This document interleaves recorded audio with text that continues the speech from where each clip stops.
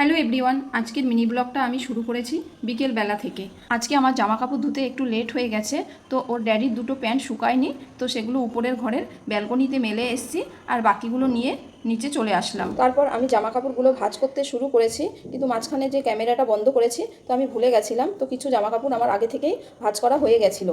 Daily ইউজের জামা কাপড়গুলো আমি ভাঁজ করে নিয়েছি, আর যেগুলো একটু আয়রন করা দরকার ছিল সেগুলো আমি আয়রন করে নিলাম। এবার সমস্ত জামা কাপড়গুলো নিয়ে আমি নিচের ঘরের আলমারিতে রাখতে চলে আসলাম। এখানে এসে দেখছি যে রিশা রেডি হয়ে গেছে, ওর ড্যাডির সাথে মার্কেটে যাবে, তারপর আমি সমস্ত জামা কাপড়গুলো আলমারিতে সুন্দর করে গুছিয়ে রেখে দিলাম।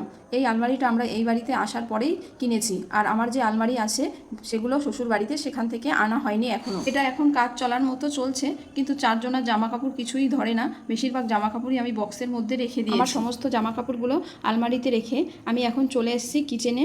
মেয়েকে একটু দুধ দেবো গরম করে, আর রাতে সবজিটাও বানিয়ে নেব। এদিকে আমি এক সাইডে দুধটা গরম বসিয়ে দিয়েছি, আর অন্যদিকে সবজিটাও বানিয়ে নিচ্ছি, আর তার সাথে সাথে মাম্মামকে একটু পড়াতেও বসিয়েছি। এখনো তো ও অনেকটা ছোট, আমি কাছে না থাকলে ও একা একা পড়তে চায় না, তাই আমাকে বারবার ডাকছে, মাম্মা এদিকে আসো, এটা কি ওটা কি জিজ্ঞাসাই করে যাচ্ছে। তারই মধ্যে বাইরে থেকে কেউ একজন আওয়াজ দিল, তো গিয়ে দেখলাম যে আমাদের উপরের ঘরে যে দুটো জানলার কাজ বাকি আছে স্লাইডিং, তার জন্য মাল এসছে, তো ওই জানলা দুটোর কাজ কালকে থেকে শুরু হবে। এই জানলা দুটোর কাজ হয়ে গেলে আমাদের পুরো বাড়িতে স্লাইডিং এর কাজ পুরো কমপ্লিট হয়ে যাবে। তার কিছুক্ষণের মধ্যে রিশার ড্যাডি মার্কেট থেকে এসে গেছে, আর রিশা মার্কেটে গেছে, পিৎজা আনবে না সেটা তো হতেই পারে না। যদি অনেক দিন পরে বাবা আসে তখন একটা আবদার থাকে, তাই দিতেও হয়, কিছু করার থাকে না। এমনি সময় তো সেরকম একটা খাওয়া হয় না। তো আজকের ভিডিওটা আমি এখানেই রাখলাম, আর তোমাদের কেমন লেগেছে অবশ্যই কমেন্ট করে জানিও। বাই।